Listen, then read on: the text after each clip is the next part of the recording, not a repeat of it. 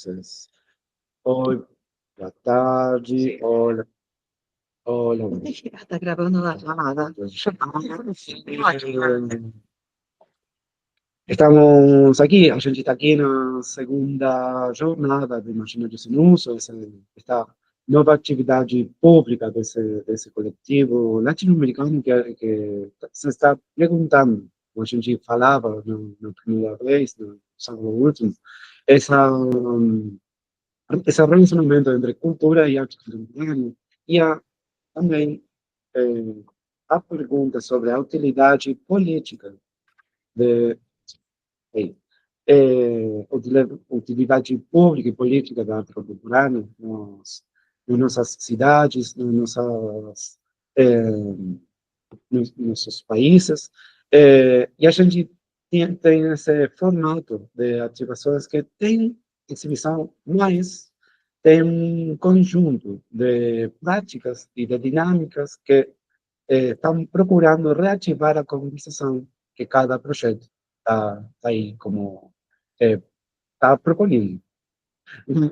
Hoje é o segundo sábado, a gente vai ter mais um sábado no final, no 28, e hoje a gente vai ativar os projetos de Rafa aqui, de Rafa Sherman, da Escócia, na Argentina, no Buenos Aires, e de Jonathan Cook, no São Luís, no interior da Argentina. A gente tem uma conversa entre Argentina e Brasil. Tipo, final da Copa do Futebol. É, e como sempre acontece, esta tarde, esta jornada vai ser registrada, está sendo registrada, a gente tem também um arquivo de conversas que a gente está aí como alimentando e desenvolvendo em cada atividade. Então, nosso ponto de partida tem que ver com essa pergunta. Como são as relações entre cultura, política, sociedade e arte? E, basicamente, para que pode ser utilizada a arte contemporânea nas nossas ceias locais, nas nossas cidades, nos nossos países. Então, para ser mais ágeis, para não ir tão devagar, a gente vai aí a começar com o projeto de Rafa, depois a gente vai com Denise, e depois a gente vai com Jonathan, tá bom? Vamos apresentar aqui, vamos compartilhar aqui também. Essa é Rafael Sherman, e vai falar conosco sobre a espécie emissora, essa publicação que tem a pergunta sobre a utilização da cidade, do corpo e a mipédia. Así que, Como é que... así, tá. Hola, ¿cómo están? Yo voy a hablar en portugués, pero si hay duda, llamen, ¿vale? ¿Listo? Voy a empezar entonces, gracias. Buenas tardes. Oi, gente, boa tarde, tudo bem? Eu vou falar sobre a espécie invasora, como a gente estava até conversando agora. Foi um tempo, né? Eu comecei pensando nas questões da cidade, sobretudo nas questões quando eu caminhava pela cidade, sobretudo a cidade de São Paulo, que é onde eu moro, né? Porque às vezes eu morei fora da cidade de São Paulo. Então, ela é uma questão que sempre é um propulsor dos meus trabalhos. E a espécie invasora, ela começou no meu processo no sentido de observar a forma de ocupar a cidade, como a gente ocupa a cidade, e outro ponto é para quem a cidade é feita. Então, as formas de ocupação, talvez elas não sejam necessariamente imbricadas, não sejam necessariamente junto, né, compensam junto com quem vive na cidade. Então, esse foi um primeiro pensamento. E aí, começando a conversar com as pessoas, eu percebi que eu, como mulher, numa cidade como São Paulo, tinha que pensar muito em questões de segurança, né? Por exemplo, eu sou uma mulher, e acho que a maioria das mulheres fazem isso, que quando eu saio de casa, eu penso como vou voltar, né? se eu conseguir Uber, se meu celular está carregado, se eu estou com dinheiro, tudo isso, você tem planos de ações, estratégias para voltar para casa. E eu conversava muito com os amigos, eles, homens, né, assim, e eles não tinham essa mesma preocupação. Eu comecei a pensar nessas questões, e aí eu fui ampliando esse pensamento da noção de espécie invasora. Estou chamando de noção, que é como eu penso, e como eu vou propondo e vou transformando essas questões simbolicamente no meu trabalho artístico. Então, é uma noção de que esses corpos diferentes, né, do homem cis, branco, hétero, a quem a cidade é construída, começar que esses corpos possam ter estratégias de uma espécie invasora, né? Pensar a ocupação como forma de sobrevivência e depois de atuação efetiva na cidade e de habitação. É claro que é um sonho, é simbólico, quase uma utopia, mas é daí que vem, né, essa questão da espécie invasora, que é proposta nesse trabalho, e numa série que vai se alargando e vai se adensando em alguns conceitos e algumas questões mais discursivas. Então, é por aí que vai caminhando. Vou mostrar para vocês uma das partes que eu pensei para participar do Imaginários em Uso, em jornadas deste ano, aqui no Arte 8, que eu havia pensado num primeiro momento, me esqueci qual botão. Eu havia pensado num primeiro momento numa publicação que a gente pudesse folhear, e como eu chamo de publicação, eu particularmente chamo de publicação de artista, que a gente pode pressupor múltiplo. Então, a gente pode pressupor uma distribuição e uma circulação do trabalho. É isso que eu vou chamar de publicação, né? Então, a publicação de artista, formato livro, formato brochura, talvez. Sim. Um formato assim. E conversando, a gente entendeu que podia ser, né, haver uma expansão, né, se a gente explodisse essa publicação e abrisse um espaço expositivo.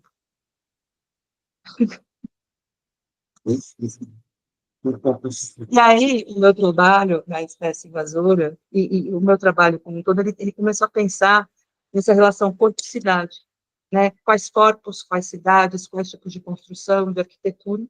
E a pergunta que veio, a princípio, nessa série, foi corpo-cidade, por onde comecei. E por aí eu fui me colocando como essa espécie invasora em alguns pontos no centro da cidade de São Paulo, na região central do centro histórico aqui, que é onde eu tenho meu ateliê e por onde eu circulo todo dia para ir, né, para minha casa, para vir até o ateliê, onde acabo ocupando e habitando também essa parte da cidade. Então, a gente começou, vale lembrar que quem me ajuda no trabalho aqui é o Sérgio Adrianagai, eu fico diante dos lugares, mas é o Sérgio que fotografa e eu trabalho as fotos, então o Sérgio é o fotógrafo a pessoa que faz o registro desse trabalho. Obrigada, Sérgio. E aqui eu fui mesclando imagens e fui mesclando alguns textos, alguns explicativos de coisas que eu já falei anteriormente, e aqui tem esse texto que eu vou ler, ele é como se fosse um manifesto do meu trabalho, tanto da espécie invasora, como da era, e de um pensamento que vem se ampliando e vem se adensando nessas camadas imagéticas e também discursivas do trabalho, né? Ela é capaz de produzir raízes a partir de um pequeno ponto, e assim ela vai crescendo e ocupando espaço.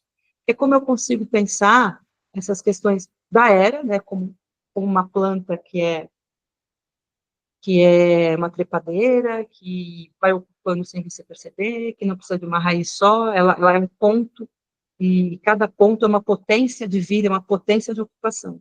E como eu penso também, essa outra série, A Espécie Invasora, como cada ponto com uma potência de ocupação, com uma potência de você ser presente na cidade e nos lugares onde você está, né, com o seu corpo. Deixa eu ver o botão.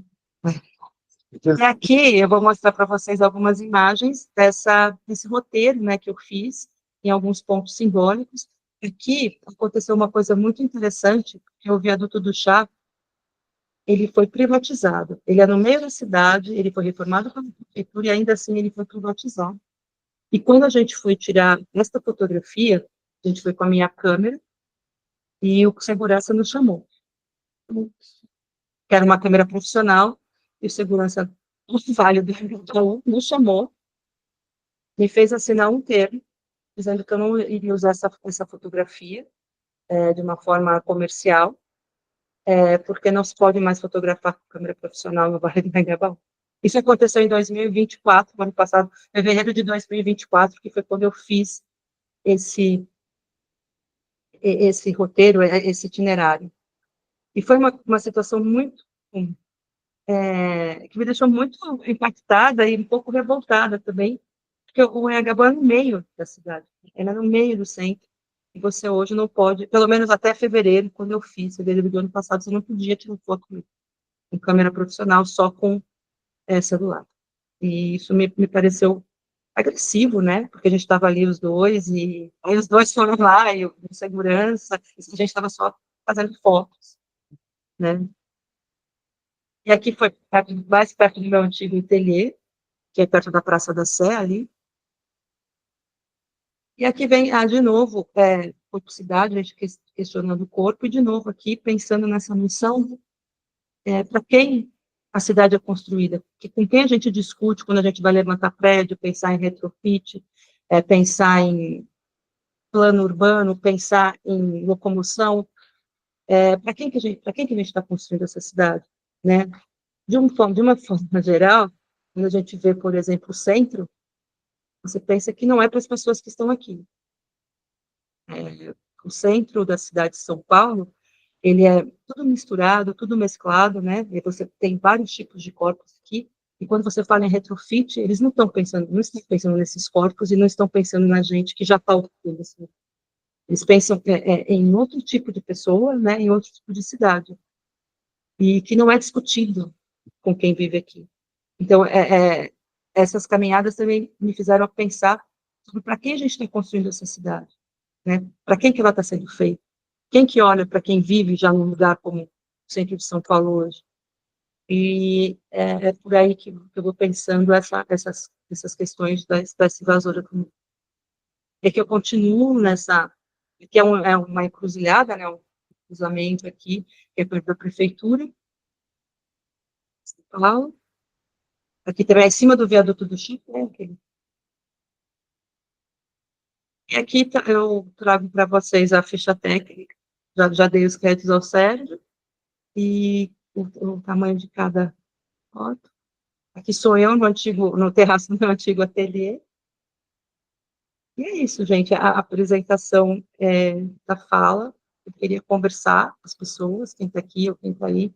Se alguém quer falar sobre alguma coisa que foi dita, eu quis fazer uma fala. Obrigada pelos corações, Jane. Muito obrigada. E falar sobre essas questões que eu acho que elas são de uma cidade como São Paulo, mas eu acredito que elas permeiam e perpassam por todos os corpos de todas as cidades do planeta, porque a gente é pouco ouvido, e também, às vezes, a gente nem para pensar nessas questões, a gente pouco fala também. Então, sobre isso. Enfim. Tem aqui um microfone, se vocês quiserem uma pergunta. Sim.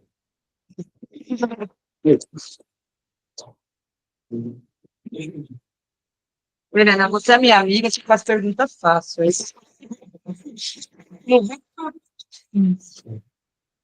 Obrigada. Não é pergunta, é comentário, mas eu não ensaiei nada, cheguei atrasada. Também não pensei muito bem no que eu vou falar, mas como eu já conheço o seu trabalho, eu posso dizer que eu me identifico em muitas coisas. Eu também sou uma habitante do centro de São Paulo, também moro perto, não trabalho mais perto, mas enfim, ando muito por aqui, vivo muito por aqui, há pelo menos 10 anos.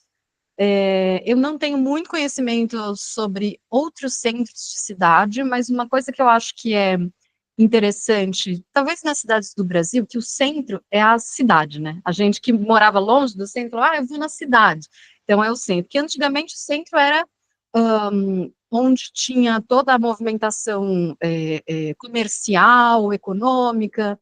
Hoje o centro de São Paulo está muito esquisito, né? Então, assim, ali na pandemia, logo pós-pandemia, eu percebi que diminuiu muito as lojas, né, o comércio diminuiu muito, mas não só por causa da pandemia, mas também porque o nosso polo financeiro mudou para Faria Lima, que agora é, né, onde tudo acontece, as grandes empresas foram lá, os grandes bancos foram para lá, é, e também o aumento da população em situação de rua, o que é algo que, para a gente que vive, convive e passa pelo centro, é uma questão, não é um problema, mas eu acho que não é tão simples quanto um problema, né? É muito mais complexo do que isso.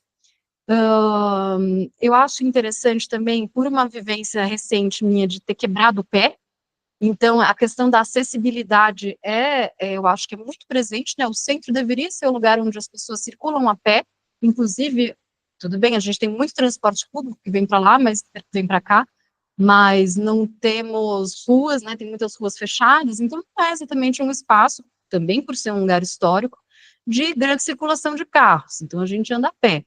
E as calçadas são deploráveis. Agora a gente está vendo um movimento que não sei se é positivo, mas de tirarem as antigas pedras portuguesas, que inclusive está no seu trabalho, né, Rafa? E substituir por um concretão que não sei a longo prazo, até médio prazo, como isso vai suportar.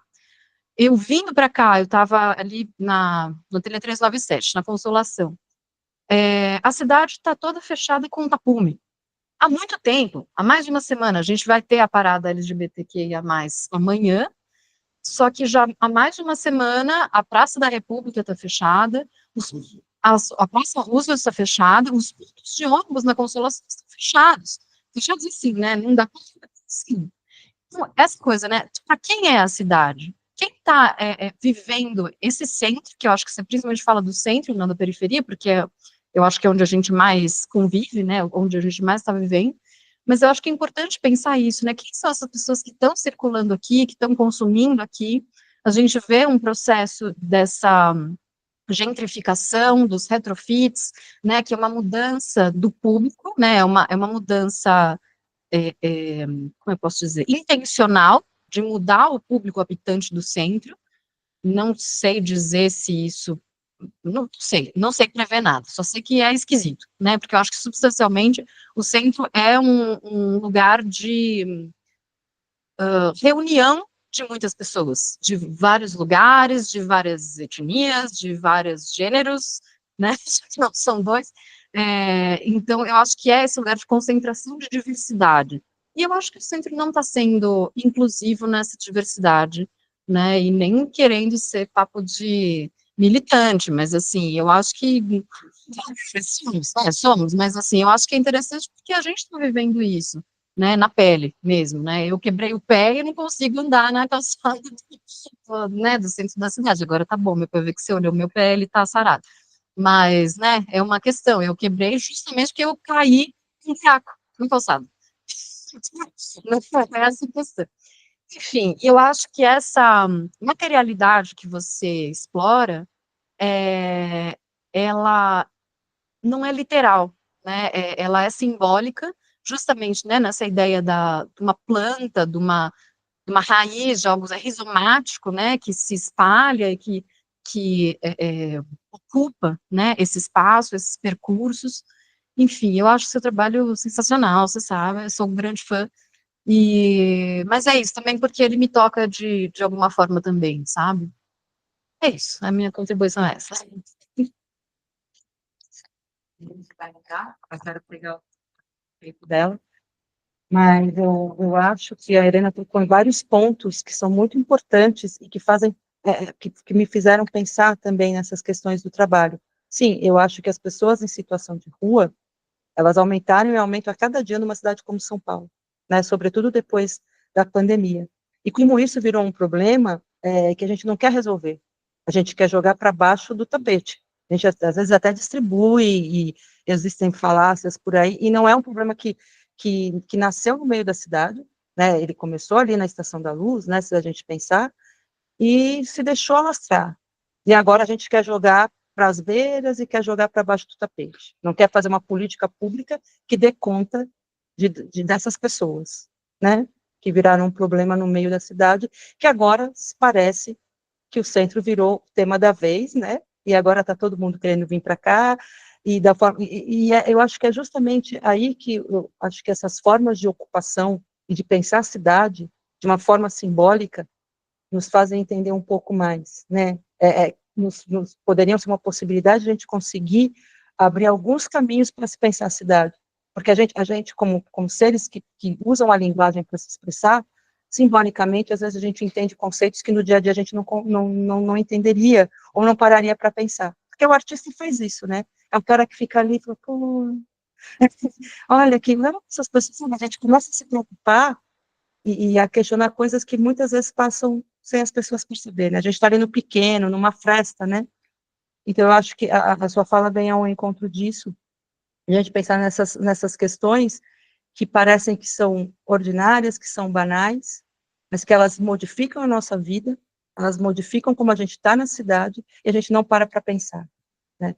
Então, eu acho que o trabalho, ele tem essa pretensão, eu sou uma artista que tem grandes pretensões e trabalho nessa questão da ocupação, e eu sei que é um trabalho utópico nesse sentido, né, de você se colocar como uma espécie invasora que propõe uma reflexão sobre uma cidade ou várias, ou o modo de viver e de habitar, né. Quando a gente fala de biologia ou de espécie invasora, você está falando de habitat.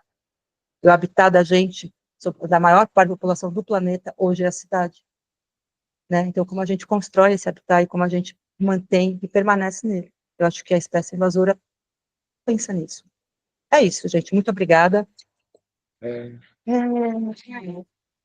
tem aí uma pergunta da Denise. Eu já estava querendo sair corrida. Não. Perdón. Practiquei bastante para conseguir falar português, mas peço desculpas, porque certamente cometerei muitos erros. Bom, Rafa, me estou oyendo. Sim. No, yo me escucho. Bom, sim. Rafa, eu pensava que seu trabalho inconscientemente também fala sobre a privatização do espaço público. Eu pensei que generalmente aceitamos essa privatização em busca de maior segurança. Bom, o trabalho me fez refletir sobre isso. Não sei se... Assim, eu não me acho mais segura porque o viaduto do chá está privatizado. Eu me acho mais tolhida e, às vezes, tem show ali no espaço público que, como a Helena falou, que eles enchem de tapume, e quando está sem tapume, a gente é assaltado livremente também. Não tem transeunte comum. É mais um pensamento mesmo de privatizar e tirar o que tem dali, e o que tem em troca, não sei se é na mesma proporção do que nos tiram, né? Eu acho que sim, a segurança pública é uma questão, sobretudo numa cidade como São Paulo, é uma questão, e é uma das questões mais prementes no momento, mas eu acho que quando a gente fala de privatização, não é a questão que preocupa quem está privatizando, e nem tampouco quem privatizou. Né? Eu acho que a questão no centro, a questão da da segurança pública, elas são muitas camadas, precisaram de projetos, de programas de Estado que não existem de uma forma concentrada, né?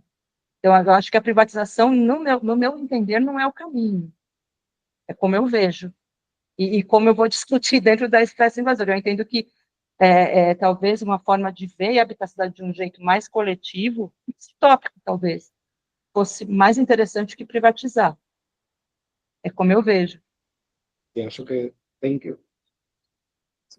um pouco ouvindo as posições e o trabalho de Rafa também, tem que, a gente não pode esquecer que isso parte de um processo, e parte de um processo desenhado mesmo, que é o mesmo projeto capitalista colonial de acumulação cada vez mais rápida, não? E às vezes a gente confunde, né? Como subjetividade e consumo, que é o mesmo jeito da parada LGBT. Né? Como, e mesmo, e a gente estava falando mais cedo hoje, como a gente confunde mesmo essa participação política, essa forma, esse modo de vida, essa militância mesmo, com a possibilidade de consumir. E isso vai virando a direita com efeitos materiais, claros, que também nos vão desplaçando a nós. Ou seja, nos vão desplaçando. Porque hoje a gente pode pagar o aluguel na República, pode, Manter uma conta aqui. pode continuar tendo. Por quê? Porque a gente é funcional para o processo de gentrificação que o bairro está vivendo. Mas um ano para frente, 2 anos para frente, se a gente não, não se acorda, não se organiza, não busca outro jeito de participação mesmo, e a gente falava também de o lugar que nossas práticas artísticas, intelectuais, profissionais têm nesse processo. E também, né, como é esse engajamento político dentro de nossas linhas editoriais, dentro de nossas linhas de conteúdos. Por isso também é político. Então, e esse acho que é o melhor jeito que todos os projetos de Imaginários têm, e o projeto da Rafa, por supuesto, também tem. Né? Esse jeito de revisão, de pesquisa de como a cultura e os processos culturais estão acontecendo. Né? Porque não é gratuito e não é azaroso. É desenhado. É, e aí, é isso. Acho que sim. Respondeu a questão, Denise? Foi? Sim? Sim. Obrigada. Obrigado, Rafa. E aí, vamos continuar, vamos com Denise, e me vou passar, se eu, tudo bem, se eu me passo a espanhol, a gente pode continuar aí? Tá, então, me voy a pasar a español, voy a tratar de hacer un español despacito, un español divagar, para que todos podamos entender y la conversación siga abierta. Denise, querida, hola, ¿cómo estás? Hola, ¿cómo están? Cuando esté exponiendo, eso, porque si no me escucho a mí misma. Fede, ¿vos vas a pasar las filminas? Impecable. Bueno, entonces yo voy a tratar de hablar en portugués y me disculpo de nuevo, ahora en español.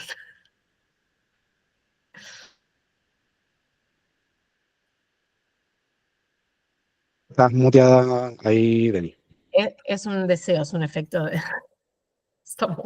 Boa tarde. Meu nome é Denise Cociura, sou artista, professora universitária em 2 universidades na Argentina.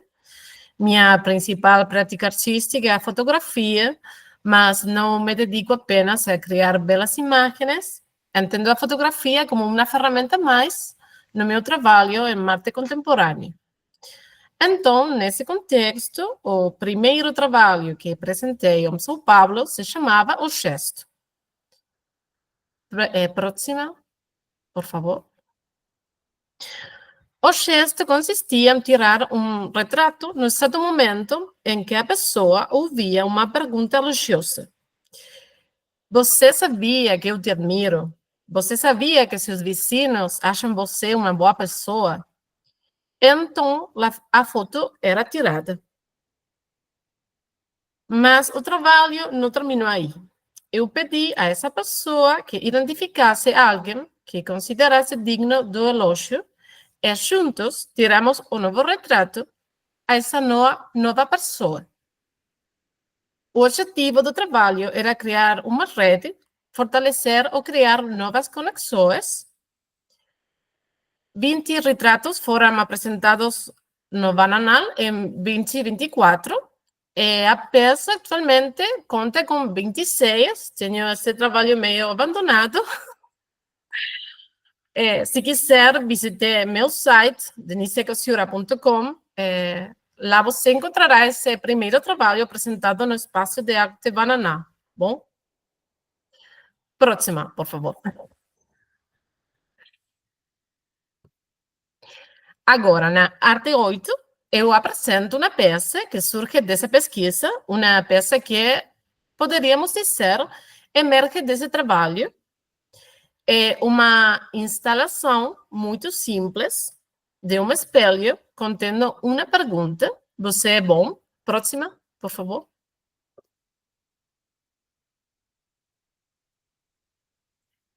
Próxima.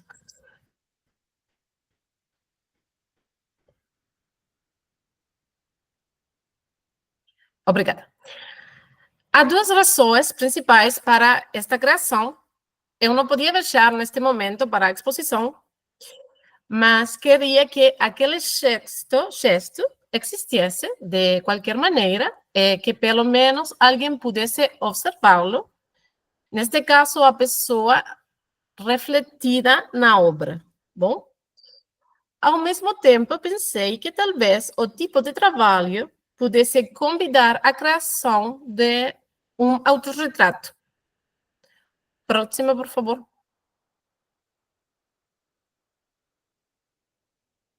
Obrigada. A próxima e última. Mas, simultaneamente, este trabalho busca refletir sobre o conceito de bondade, tendo em mente que bondade não é uma característica intrínseca das pessoas, é um aspecto cultural e socialmente construído. Esta questão visa ajudar a desnaturalizar nossos parâmetros para mensurar essa qualidade. Bom, isso é tudo. Se alguém quiser comentar o que pensou ou sentiu quando viu o trabalho, será mais que bem-vindo. Obrigada. Mais uma vez, peço desculpas pelo meu portunhol e muito, muito obrigada com o espaço. Querida, no, en serio, felicitaciones por ese portugués, parabéns, serio. Sabe, eu sei que não se pode evitar. Gracias, Denise, por hablar en portugués. Muchas gracias. Obrigada. Estaba muy lindo. Gracias. Obrigada. Obrigada. Pero de verdad, hay una cuestión que me parece que acho que sería bom discutir aqui, que assim como as línguas estão mudando de projeto em projeto, a ideia de bondade também está mudando. A ideia de sujeito está mudando, país a país.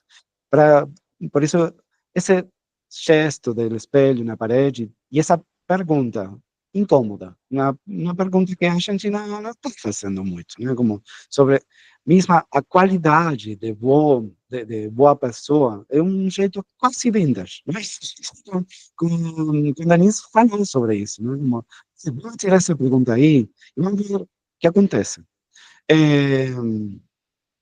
Porque, aliás de que seja uma pergunta que a gente não faz, uma pergunta que, porque a gente se está julgando o tempo todo. A gente tem posições, a gente tem participações políticas e participações humanitárias mesmas no tecido social. Então, tirar essa pergunta, para mim, não é gratuita também, não. É uma pergunta que está indagando sobre as relações. Para mim, foi um processo de síntese muito bom o projeto fotográfico, que, além da fotografia, tem uma construção de rede comunitária muito importante. A gente se perguntou muito como a gente poderia ativar esse projeto. E no Banana, Denise tirou a foto na Carmen, que, se não me equivoco, não está aqui.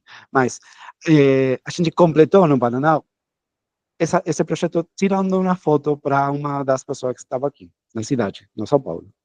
E aí, essa pergunta sobre o que a gente pode resgatar como uma qualidade pessoal, está aqui.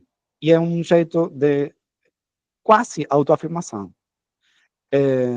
Por isso, para mim, é um projeto que está aí no processo, é um work in progress, mas tem as mesmas perguntas sem a fotografia. Isso é o que eu acho mais legal do projeto. Sim, é Fala, um termo querida. complexo que deve ser interpretado dentro da estrutura de cada sociedade. Mas mesmo dentro de cada sociedade, a possibilidade de ter uma atitude benevolente está intimamente ligada à formação do indivíduo, aos parâmetros que lhe são incutidos, às possibilidades materiais disponíveis por el sujeito, por la pessoa. Isso. Bien, ¿se tienen comentarios, preguntas ahí? Sí.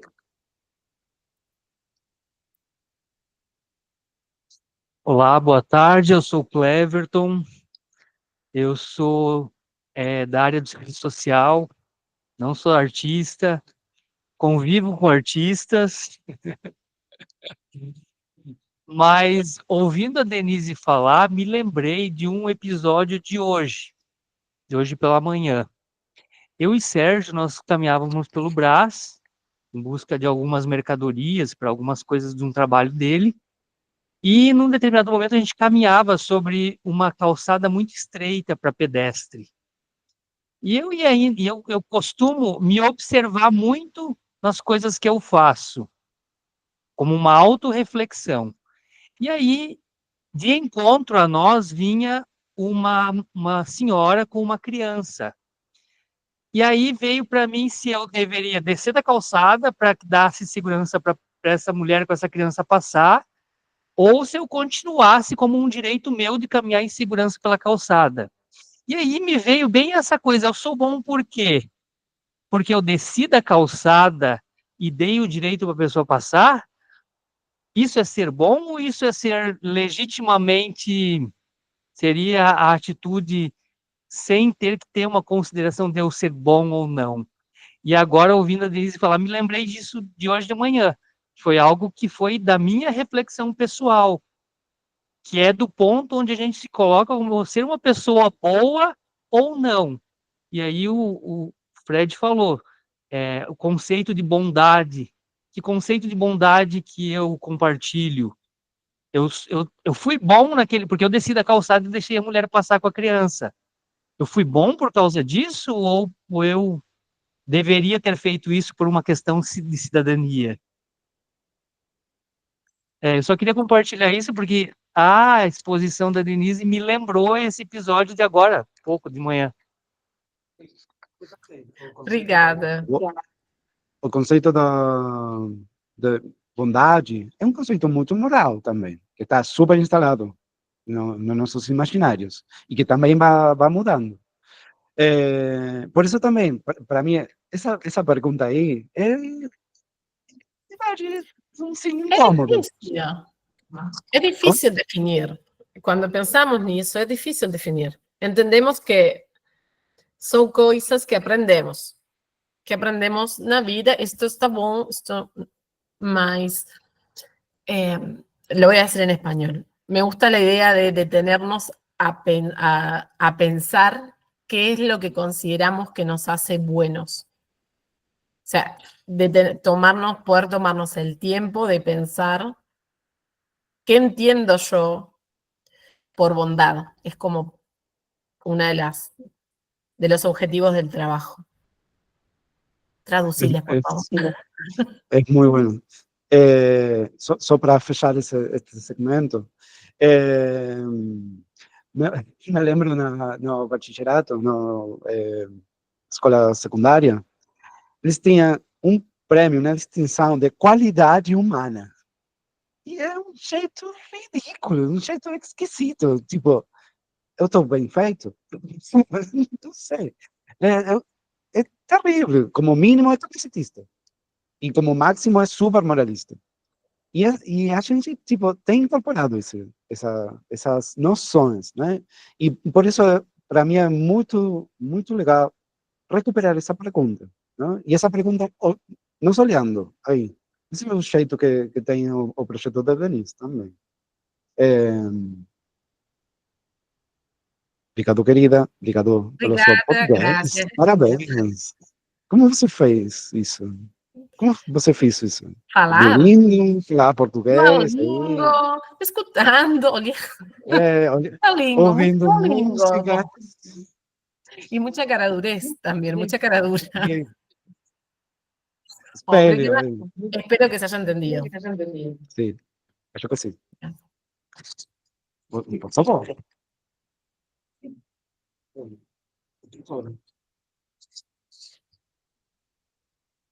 Hola, perdona por mi español, no es bueno, pero yo entiendo, pero no hablo muy bien.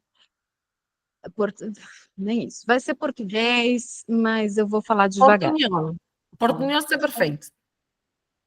Quando vi, eu não conhecia seu trabalho, eu vi essa pergunta e, obviamente, me perguntei. Eu não consegui responder. E fiquei pensando se isso é um reflexo de uma cultura maniqueísta, né? Em que, eu não sei, que eu me lembro que me recordo da minha infância, do meu crescimento, ainda tinha valores católicos, né, então, de ser bom ou ser mal, né, então os bons vão para o céu e os maus vão para o inferno, então por isso buscamos ser bons, mas somos, agora adultos, acho que as crianças, toda criança é legal, mas uma vez que a gente cresce, né, eu acho que nós somos complexos e somos resultado de todas as coisas que aconteceram na nossa vida. Eu não consigo responder a essa pergunta. Sinceramente, eu tento ser uma pessoa. A minha intenção é essa. Mas eu sei que eu erro em alguns momentos e reconheço, né? Procuro reconhecer, porque eu acho que isso também é uma situação de crescimento. Mas eu acho interessante, né, se perguntar e colocar essa pergunta para fora, porque isso reflete justamente questões morais, éticas, culturais, religiosas, e que é realmente, que é complexo da nossa sociedade, né, eu acho que isso é muito interessante de explorar, enfim, porque eu acho que não existe uma resposta, né, porque é isso, somos seres complexos. Sim, concordo. É um dilema ético. Sim, e Concordo. pensando no que a Helena falou, no que a Denise mostrou e no próprio trabalho, eu acho que entra também nessa questão que é subjetiva, né? O que é ser bom? Assim, num conceito, o que é ser bom para mim pode ser muito diferente do que é ser bom para você. E também tem sempre aquela pergunta, que é o que você faz quando ninguém está te olhando, né? Isso também entra no seu critério de bondade? O meu critério de bondade, ele leva em consideração a minha religião, o que eu quero ser como artista, o que eu quero ser como mulher, o que eu sou capaz de fazer para ter o que eu quero, né? O que a gente não mostra, porque às vezes a nossa casca, o nosso verniz é ótimo, mas o nosso interior nem tanto. Então, eu acho que a gente, quando essa pergunta, ela começa a mexer com estruturas muito internas, e de subjetividades muito profundas, que a gente talvez não consiga responder, porque a bondade é relativa, porque depende qual a minha situação, qual é o meu contexto, e o que eu posso fazer naquele momento, né? Porque em situações de desespero, a bondade pode se perder, né? Por exemplo, o Tom falou, eu fui bom naquele momento porque eu deixei a mulher passar. Mas se eu tivesse com dor de barriga, talvez, foi uma situação seguinte, teria sido bom, ou tão bom, né? Então, eu acho que um critério de bondade é muito relativo, né, no ser humano, né? Eu acho que é super importante a pergunta, porque nos coloca diante da gente no cru, assim, né? O que a gente pode ser de melhor ou pior, assim. Obrigada, Denise. Boa tarde, eu sou Rogério, e essa discussão é muito interessante. Nós sabemos o que não é bom, eu acho que nós já passamos por isso no Brasil, estamos perigando voltar a isso. Eu imagino que vocês estejam sofrendo na pele e eu me irmano com vocês, sintam-se abraçados, porque Bolsonaro e Milei não são bons. E, no entanto, nós vemos, por exemplo, senhoras, as nossas avós, nossas tias, que fazem bolos maravilhosos, que são cuidadosas com seus netos, que são cuidadosas com suas casas, com seus vizinhos e tudo. E daí, de repente, elas caem nesse discurso do que não é bom. Então, aquela senhora, aquela vierrita, com carinhosa, que nós tenderíamos a achar que é a própria corporificação da bondade, essa pessoa é capaz de se atrelar ao que é mal, ao que nós sabemos o que não é bom. E isso é uma coisa louca, né? Porque eu imagino que o mal esteja sempre na desumanização, sempre na desumanização. Porque essa senhora que é capaz de dar bolo para o vizinho e para o seu neto e tudo mais, ela também é capaz de destilar todo o seu ódio quando a pessoa que é, né, quando o ser humano que não é, que merece o seu desprezo, deixa de ser humano, né? Deixa de ser, passa a ser uma figura abstrata do preto, do gay, da mulher, né? Então, é engraçado como o ser bom é, muitas vezes, não desumanizar, né? E aí é engraçado ver o contato da pesquisa da Denise com a pesquisa da Rafa, porque a Rafa percorre a cidade em busca dessas experiências concretas, com o contato concreto com a cidade e com seus habitantes, o que é justamente o contrário de tornar abstrato, tornar genérico e desumano, né? Então, talvez a gente tenha aí um caminho, né, para entender o que pode ser bom, né, e como ser bom. Quando você pensou na senhora e na criança, você se pôs no lugar delas. Elas não eram uma coisa abstrata, né? Você pensou na criança e na senhora. Agora, se elas fossem uma coisa abstrata qualquer, se fosse um preto, e a gente sabe que a nossa cultura é uma coisa complicada, né? E eu não digo você, mas eu estou pensando abstratamente numa situação, talvez a pessoa nem percebesse que é um ser humano, né? Bolsonaro. Ah, mas daí seria verdade e daria uma rasteira nessa pessoa.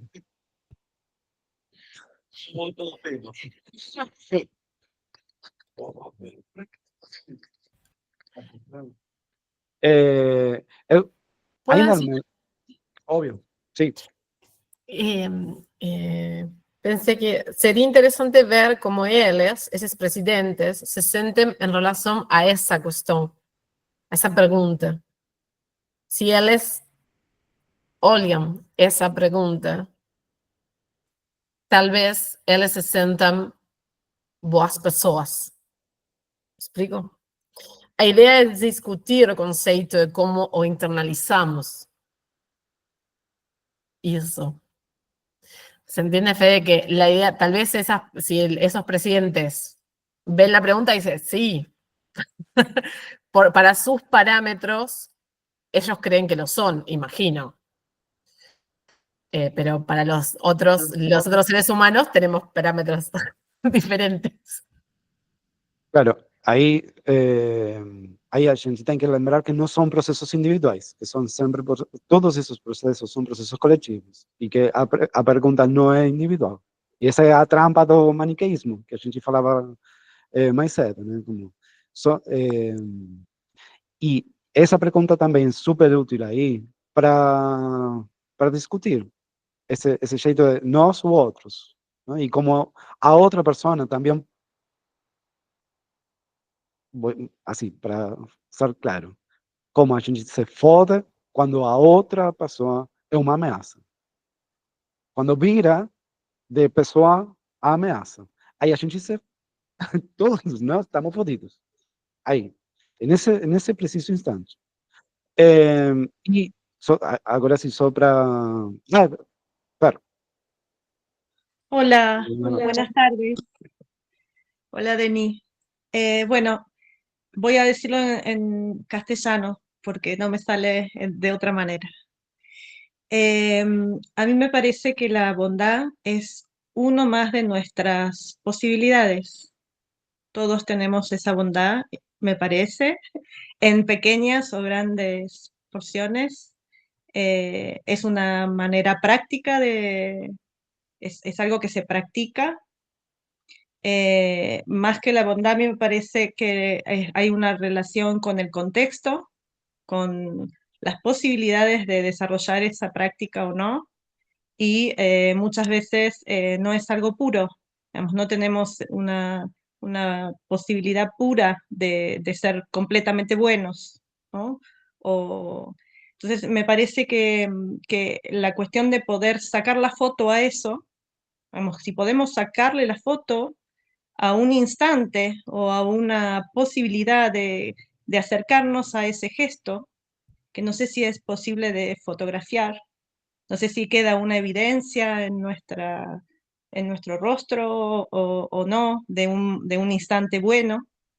Eh, y bueno, me daba como esa posibilidad de la búsqueda de confirmación, digamos, como si la foto fuera intentar llegar a congelar de alguna forma esa evidencia, ¿no? A ver si yo en algún gesto encuentro esa bondad. Bueno, nada, eso. Gracias, querida María Fernanda Farri, desde provincia de Buenos Aires. De la otra punta de la provincia de Buenos Aires. Y gracias, Denise. En serio, muito obrigado, querida. Agora, a gente se va a mudar para esa línea ahí. No vamos a desconectar nada, solamente voy a apagar el proyector. Apagar. Ah, no puedo apagar nada. Vamos a hacer una foto. Sí, vamos a hacer una selfie. ¿Se escucha tipo ambiente? Perfecto. Entonces, vamos ahí. Vamos a ficar bem. Vamos sim. Vamos todo mundo. Vamos sim. Vamos continuar. Isso. Solução. Vai toda a sua. Vamos.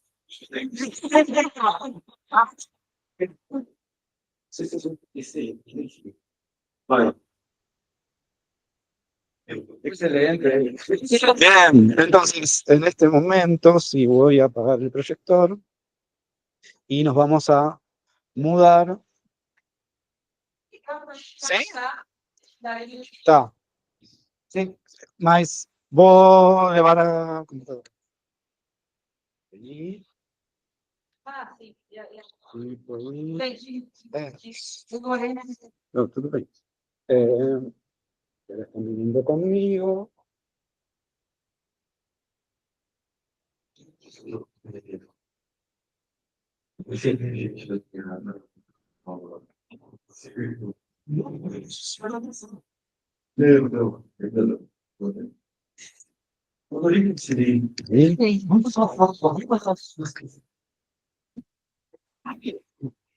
Si quieres apago para que se vea. Ah, perfecto. Y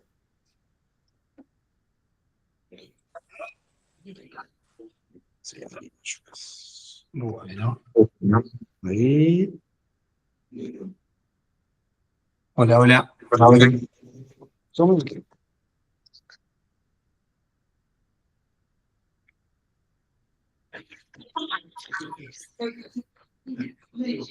Galera, vamos fazer só uma pequena ativação mais e já a gente termina. É... Hola. Minha ideia é que a gente nunca está vindo, a gente desliga aqui. Sim? É... Então, mientras ele está lendo e modificando aí,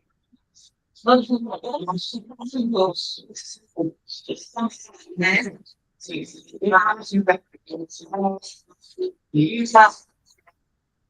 E dentro y fuera del espacio, sí. ¿Sí? ¿Está querido? ¿Me escuchan bien? Sí. ¿Me escucha? Bien. Sí. Perfecto. Me apagar el micrófono.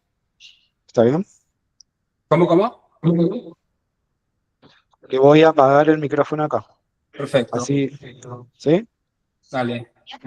Sí. Voy a apagar el micrófono ahora. ¿Está? Ahí.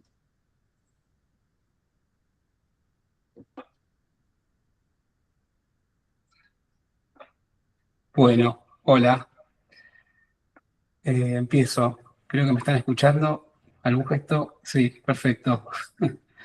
Bueno, mi nombre es Jonathan Kluk. Vivo en Cortaderas, en la provincia de San Luis, en Argentina.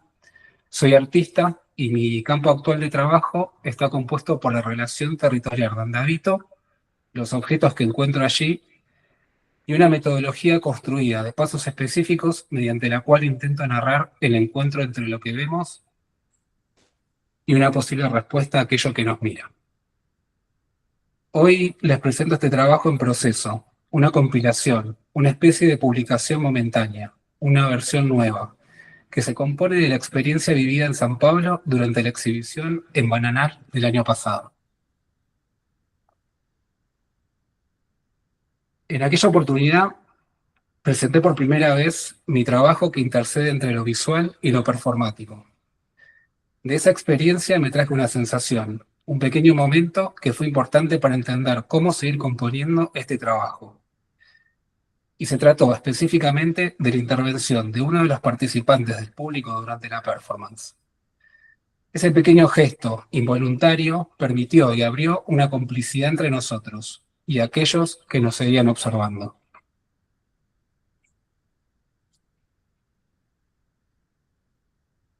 Entonces, al llegar a mi casa, a mi taller, me quedé con esa sensación, esa pregunta sobre la intimidad de mi trabajo y la apertura que se vuelve compartida. Por eso, en esta ocasión, quería invitarles a manipular estas imágenes con el propósito de que ustedes mismos vayan encontrando una nueva disposición, un nuevo paisaje.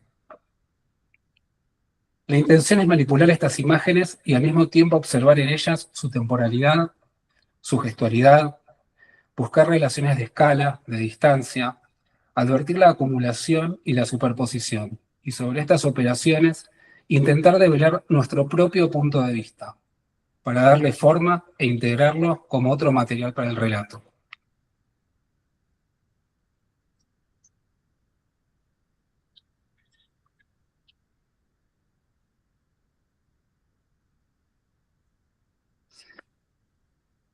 Esa cavidad que existe en el silencio, aquella inmensidad que aún perdura en una piedra que fue montaña, o la apertura de una línea que invita a integrarnos, a continuar ese movimiento, son algunos de los indicios que conforman esta prueba. A través de este nuevo orden que encuentran las imágenes, quiero que observen una nueva configuración visual, una estética sobre el material que le devuelva al soporte importancia.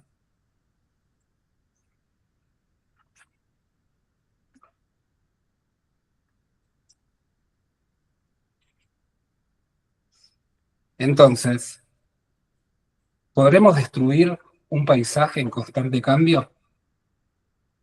Esta pieza reúne fotografías y fragmentos del paisaje donde habito, al pie de la Sierra de los Comechingones.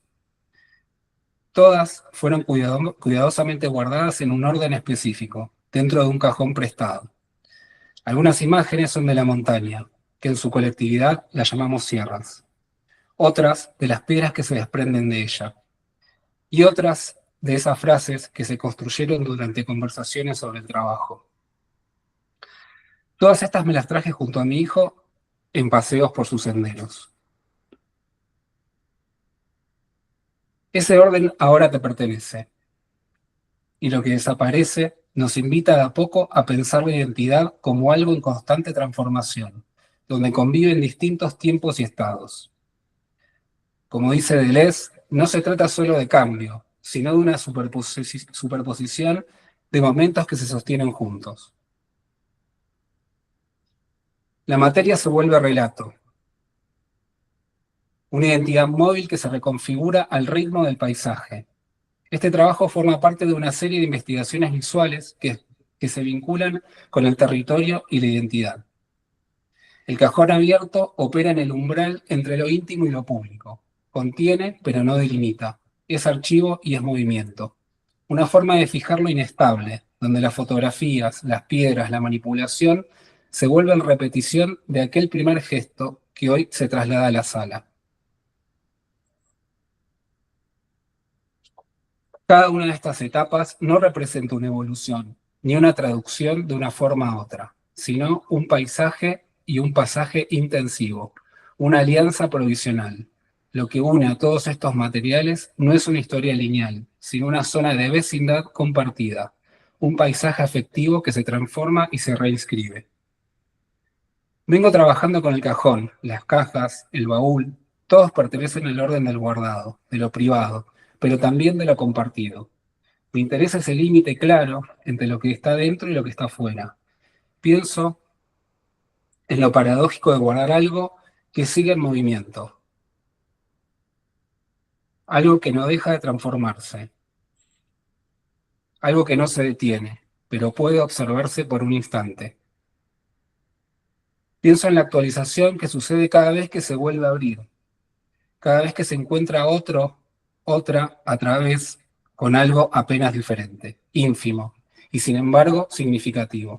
Un cambio que merece ser observado con atención, contemplado, acompañado y compartido.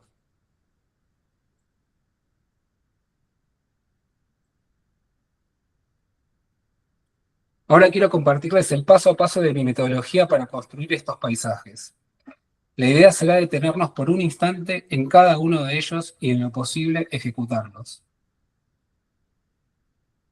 Metodología para componer paisajes afectivos. Primero, elijamos una porción arbitraria de esta realidad, un rincón, una perspectiva, una imagen específica, un otro, una mirada, un gesto, un abrazo, un objeto, cualquier cosa que nos sirva para construir un encuadre, un borde, una casa.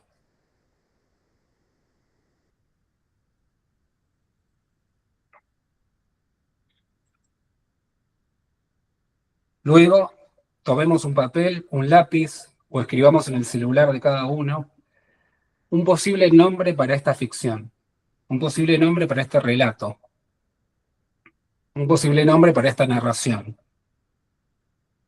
Tomemos el riesgo de nombrar algo sin conocerlo del todo. Tomemos el riesgo de aventurarnos a abrazar una forma desconocida.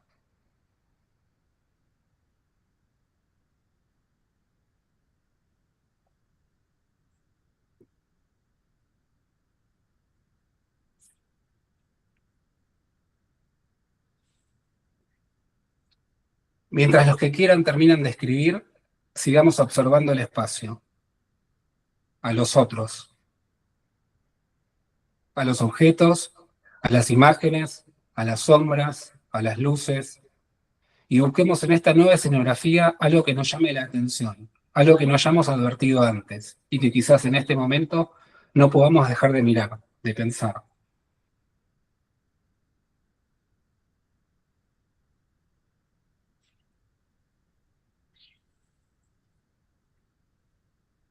¿Dónde se encuentra eso que observo? ¿Qué posibilidades tiene? ¿Qué pide de mí? ¿Puedo hacer algo para que eso cambie? ¿Ese algo está accionando para que yo encuentre otra forma en mi organicidad? Este es el momento de nuestra expedición, el acontecimiento. Tomemos una decisión y llevémosla adelante. ¿Qué me pide el objeto, la cosa, el sujeto? ¿Qué decisión puedo tomar para que eso que observo me devuelva la mirada? ¿Cómo me afecta lo que observo? Es el momento de actuar, de probar, de equivocarse.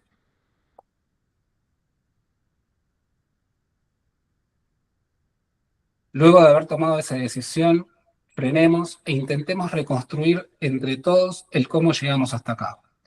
Mientras volvemos sobre nuestros pasos, despeguemos las imágenes, ubiquemos los objetos en su lugar, intentando no saltearse ninguna escena, ningún paso. Hagamos memoria y volvamos para atrás.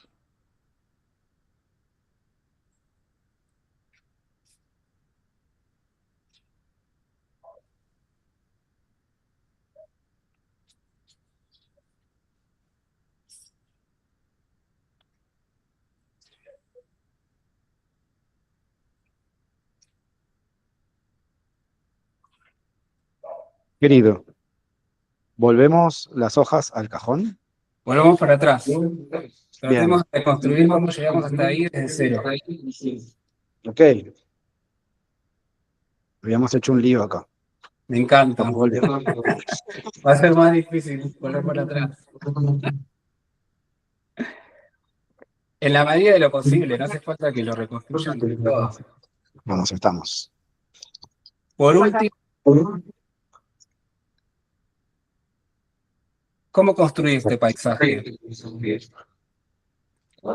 ¿Desde cuándo lo vengo construyendo? ¿Puedo volver sobre mis pasos sin encontrar algo nuevo en ese retroceso? Por último, registremos eso que se revela, esa nueva forma, ese nuevo pensamiento, idea, dibujo, fotografía. Pueden anotarlo a continuación del título que le dimos a esta ficción.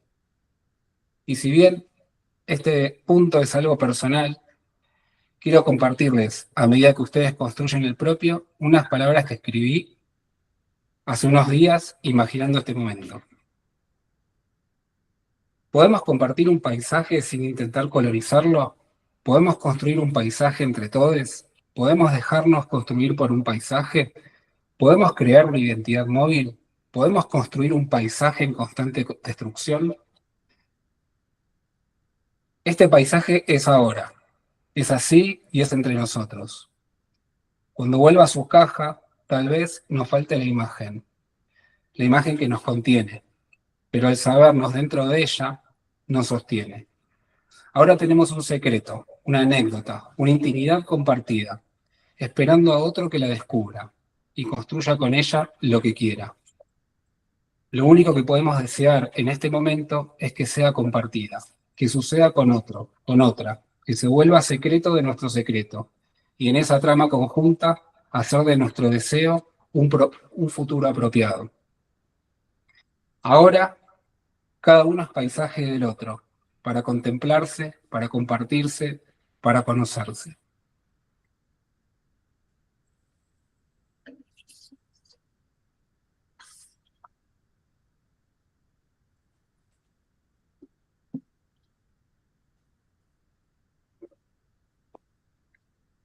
Maravilla. Gracias. Obrigado. Gracias, querido. Obrigado. Muy obrigado, en serio.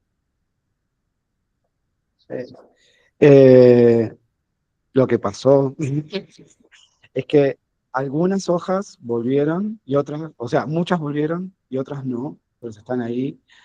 Estamos ahí tratando de reconstruir. Es muy lindo el hecho de, es muy lindo o jeito de estar construindo sin saber que a gente vai a desarmar, a destruir. Y estamos voltando ahí. Es muy lindo el proceso.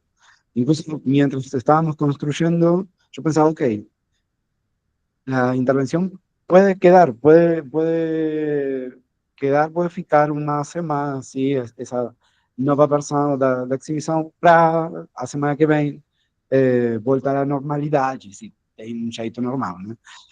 Também, bondade, normalidade, mas a gente poderia haber deixado aí. Mas el gesto de volver a cero ahora, que nunca es a cero, sino que es al estado en que lo construimos ahora, a la producción de otro paisaje, me parece que está más que interesante. Y tiene que ver mucho con la narrativa que Jonathan estaba proponiendo, ¿no? Como, con la posibilidad de invitarnos a dialogar en esta distancia que tenemos, en esta situación remota, a través de las imágenes que tienen que ver con el lugar donde él vive. O sea, sí, como San Luis. Sí. Querido, ¿cómo fue? Contanos un poco ahora el detrás. Y es muy lindo también, solamente una cosa más, eh, cómo va coincidiendo el pliegue y el repliegue en vivo nuestro con lo que estaba pasando en pantalla, ¿sí? Eso es también como otro tipo de producción de reflexión que tiene que ver con más la Ahora visualidad. tenía un problema técnico. ¿Se me Ok, escucha ahí o no? perfecto. Ahí va. Dale. No, porque estaba saliendo por dos lugares. Bien. Eh, Voy a tener que ver la grabación un poco porque tenía como una visión panorámica, pero por momentos los veía, por momentos no, por momentos tenía que atender el texto para no perderme. Eh, es también como la primera prueba que hago así a distancia, virtual. Lo- lo- las instancias en las que hice esto fue presencial, entonces es la primera vez que está mediado por la virtualidad y por hola, Fede, por este sistema, pero bueno, me gustó, me pareció eh, lindo verlos recorriendo ahí con las imágenes, buscándole lugares y qué sé yo. Me gustaría estar ahí para ver cómo los afectó el texto, cómo los sintieron, si fue muy rápido, si se entendió, si no, como cuestiones técnicas, me gustaría como pensar. Pero en líneas generales, no sé, me gusta, el dispositivo me gusta, me parece que puede funcionar. Eh, y bueno, gracias a todos y todas. Muchas gracias, en serio. Sí, obviamente hay cuestiones que después vamos a conversar en el interior pero sí me parece que hay una conformación de un lugar a partir de la lectura, ¿sí? Hay la construcción de un ámbito a partir de la lectura, y hay una cuestión que no se puede resolver, que es la distancia. Si vos estuvieras acá, si Jonathan estaría acá, no, si él estaría aquí con nosotros, no sería la misma acción. Me parece que son cosas completamente diferentes. Eh, Mismo el año pasado, la activación de Jonathan, que tenía mucho que ver con lo que pasaba en pantalla, no tenía prácticamente texto, era solo la acción. Eso producía otro tipo de espacio completamente diferente, por más que las imágenes sean similares. Entonces, me parece que hay una cuestión de cómo el lenguaje articula los espacios, ¿sí? Y cómo el lenguaje nos está manteniendo juntos, incluso en muchos de los proyectos que tenemos, y cómo ese discurso puede ser como más directo o más indirecto, ¿sí? Pero básicamente se está construyendo un espacio de convivencia, un espacio de estar juntos. Y eso me parece súper interesante, con una localización, aunque sea como medio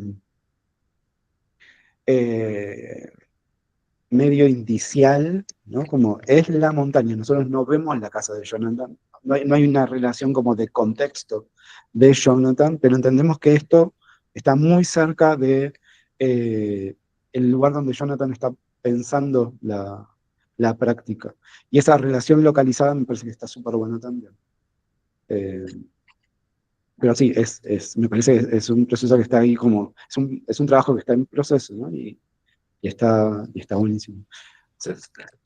A mí me parece que está muy bien, Jonathan, cuando haces una performance, ¿no? Pienso que es como nosotros nos juntamos con tu trabajo. Y me encanta que lo haces a distancia, por la tele, por la pantalla, ¿vale? pienso que hay algunas, me parece muy bien, porque nosotros nos acercamos de tu trabajo, pero hay una cosa también en el paisaje, porque este es un paisaje de San Luis, pero para Jonathan, que para mí es de cualquier, ¿no? Puede ser una piedra, una montaña de cualquier parte del mundo. Esto me parece bien porque también me acerca, ¿no? No me aleja, me acerca de tu trabajo, porque es un lugar que yo puedo estar también, aunque no conozca, ¿vale? Entonces me parece muy bien que lo hagas así. Pero cuando yo voy a veces construir un paisaje que sea mío, ¿no? Con sus piedras, con su montaña, con su texto, esto es bien, pero es muy curioso, muy increíble cuando yo voy deshacerlo, ¿no? Deshacer, ¿cómo se voy a decir esto en español? Me voy a desconstruir el paisaje que yo construí ahora. Esto es, me pareció, me encantaría que mi paisaje se quedase, pero esto también me parece muy bien. Entonces, pienso que es el camino de performance, de hablar acerca del trabajo, de hacerlo para que nosotros nos acerquemos, ¿no? Nos quedemos juntos, me parece bien. Me parece que es el bonito del trabajo, ¿no? Que con tu hablar, con tus fotos, yo esté en San José también, junto contigo, pero también esté en mi lugar que yo he construido junto contigo, ¿no? Me parece bien. Gracias. Eh, no, y al mismo tiempo, de verdad, esto está como súper en proceso. Al desarmar el paisaje, lo único que queda es la acción. Sí. Y ahí me parece que se refuerza un poco el carácter performático de la acción. A mí me gusta El proyecto. Total. que estamos lejos. Eh, Me parece muy bien. Total. Yo tengo que hacer juntos. Funciona. Sí, total. Total, total, total. Muy bien. Sí, Maravilla. a mí, perdón, Claro. a mí me parece que quizás en esta prueba también hay algo que estaría bueno que suceda, que es una temporalidad un poco más larga, ¿no? Pero que un poco la intención justamente es que no se fije, ¿no? Como, entonces por ahí el momento del retroceso por ahí es un poco abrupto, tendría que ser un poco más de distancia, pero, pero la intención es que no construyamos algo que después va a quedar ahí, ¿viste? No es la idea de que eso, sino que construyamos algo para nosotros en este momento, sea nuestro secreto, y después volvamos a dejarlo para que otro lo... Porque ahora seguramente va a estar ordenado de una forma que no fue como lo fueron encontrando. Entonces la idea un poco es esa, que ahora cuando otro lo active, lo encuentre de una manera diferente, eh, desde, desde cero, pero diferente. Entonces, que siga actuando, que siga moviéndose, esa sería la intención. Eh, por eso me gusta la instancia del retroceso, para como de esa vuelta a cero, y nosotros cambiados ahora porque pasamos por el proceso también. No es el mismo cero cero que antes, que no sabían qué era lo que iba a pasar. Esa sería la intención. Muchísimas gracias a todos.